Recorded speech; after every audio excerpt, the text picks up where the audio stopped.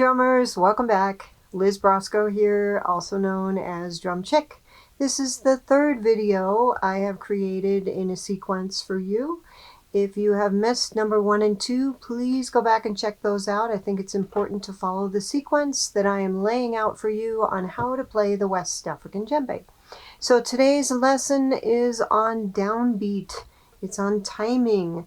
We are going to use a metronome. Oh my gosh, not a metronome, but honestly, it's going to help you a lot. So I am going to refer to the board right now. What we're looking at is a little bit of music, rhythmic notation. So forgive me if you've had this before, but I just find that a lot of beginning drummers have never had any rhythm in their life. So I think it's important to lay these things out. So time signature. Every music has got some kind of a time signature. For our purposes in learning beginning African rhythms, we're just going to work with 4/4 time, which means there is 4 beats in one measure of music, usually between 2 bars. 4 beats in one measure of music, and the quarter note gets that beat. So that's what we've got here, our 4 quarter notes. The B stands for the bass. So we're going to just very simply alternating hands in this first line of music, we're just going to go bass, bass, bass, bass, and that is our tempo and our quarter note pulse before we put on the metronome. Eighth notes are just subdivisions of a quarter note. So for every quarter note, there are 2 eighth notes. The first one lands on the beat, the second one stands on its own. In drum language, we call those 1 and 2 and 3 and 4 and. So we've got the quarter note pulse, bass, bass, bass, bass, 1 and 2 and 3 and 4 and. There are triplets after this. We're going to disregard those for now just because it's a little bit complicated. We might catch up with those later on. 16th notes. There are 4 pulses for every 1 quarter note pulse. Also, I call this the downbeat. So 4 pulses for every downbeat. Those are counted in drumming language. 1 E and A. So 1 E and A, 2 E and A, 3 E and A, 4 E and A. If I sing you this whole sequence here. 1, 2, 3, 4. 1 and 2 and 3 and 4 and 1 E and A, 2 E and A, 3 E and A, 4 E and A. Quarter notes, eighth notes, 16ths. Now we've just got bass and tone in this exercise just to keep it easy for now. This is a very common exercise, by the way. So bass, bass, bass, bass. Right hand on the bass, left hand on the tone through the whole sequence. Bass, tone, bass, tone, bass, tone, bass, tone. And then we get to the 16ths where all the basses are on the right hand and these are left, right, left. So we're alternating hands. Bass, tone, tone, tone, bass, tone, tone, tone, bass, tone, tone, tone, bass, tone, tone, tone. Those are your 16th notes. So we're now going to go to the bird's eye view. You're going to see my hands as I go through this exercise. Very slowly. 1, 2, 3, 4.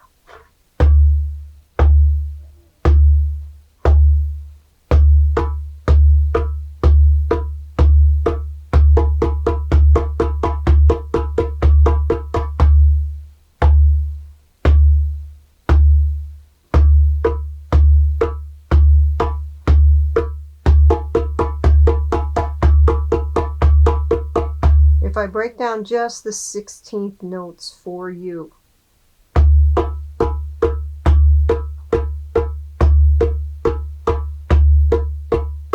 Common mistake is people want to do 2 rights. That's just going to trip your hands up. So alternate your sounds. Alternate your hands.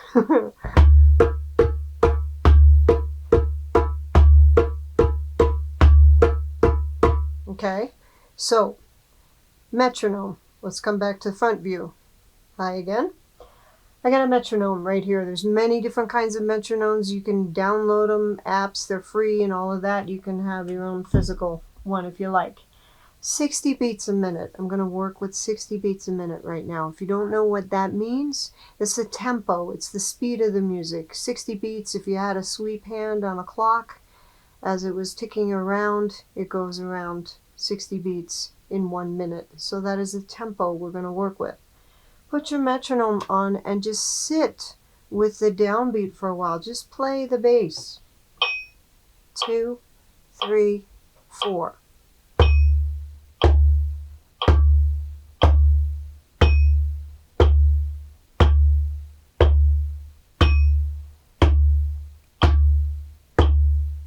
So you're just going to lock in with that metronome and get that feeling in your body.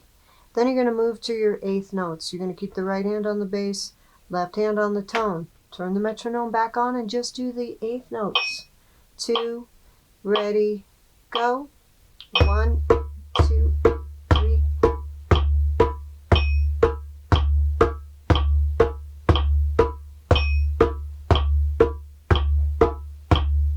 Okay.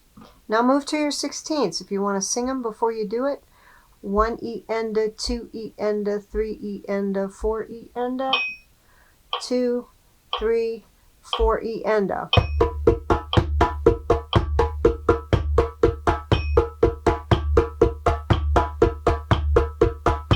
Okay? Practice one line at a time until you get really comfortable. If you need to make it 50 beats a minute, then slow down the tempo and do it that way. You can sing these to yourself first. It's very helpful to go through this exercise with a metronome going. Just sing through each line one time, loop it, keep it on going. So I'm going to do the whole thing now with 60 beats per minute. 2, ready, go.